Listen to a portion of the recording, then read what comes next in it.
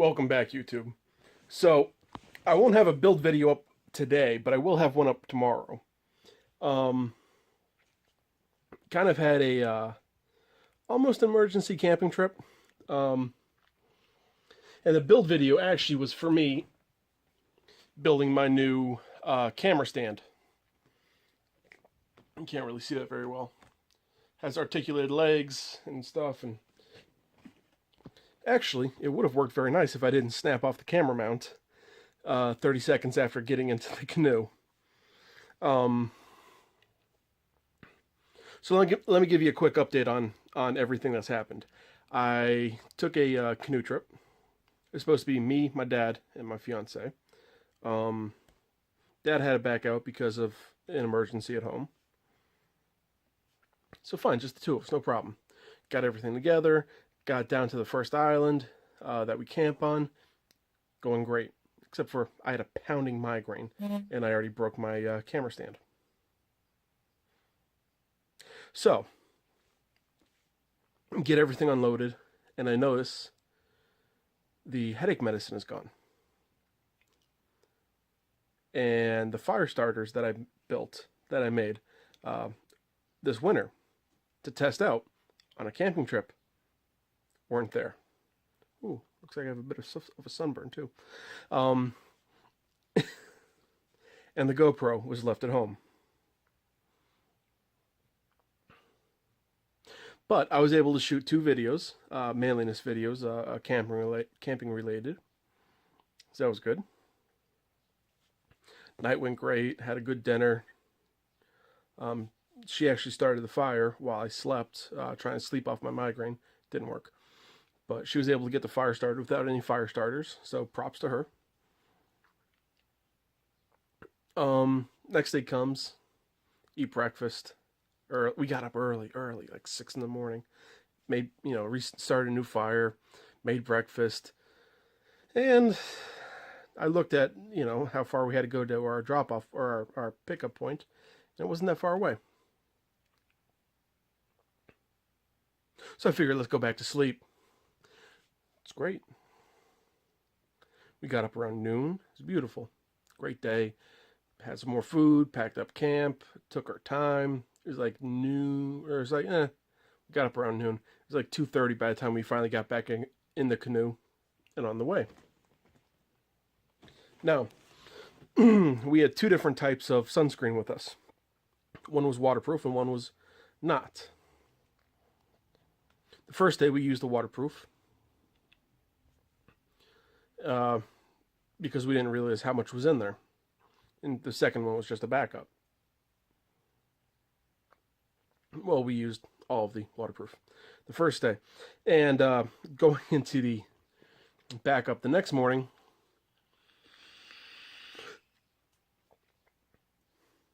figured, why not? We're not going to do anything stupid. So the pickup point's right there. What's the worst that's going to happen?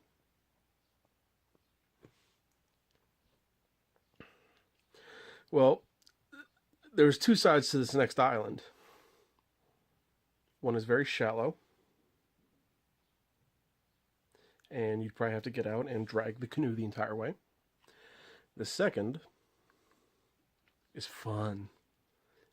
There's rapids. It's fast. It's exciting. It's exhilarating. I've gone down it dozens of times. It's great. Once I even went down there at night in a kayak alone. It was great. So what's the worst that can happen?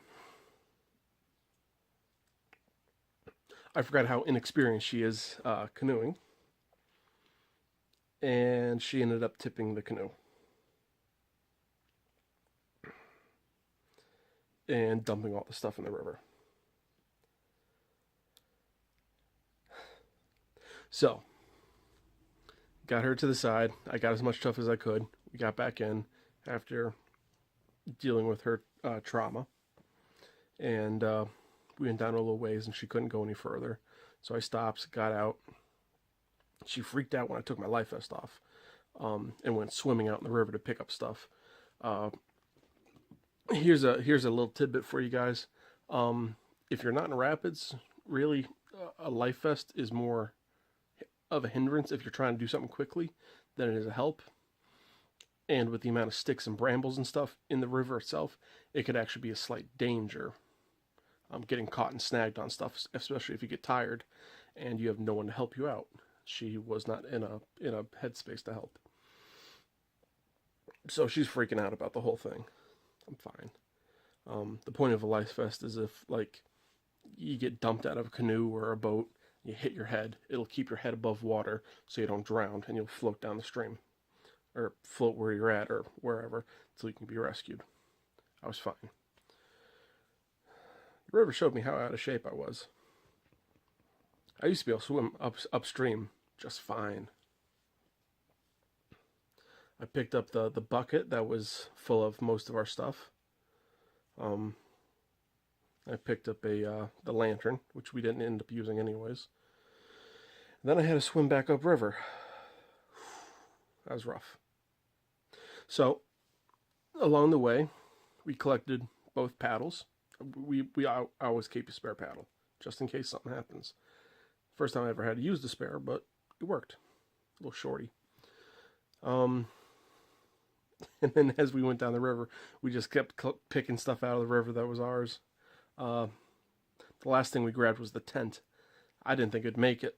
The thing weighed like 5 million pounds. And trying to get off, pull it up out of the water while I'm in the canoe. And she's up there freaking out at every little bump. It was an adventure.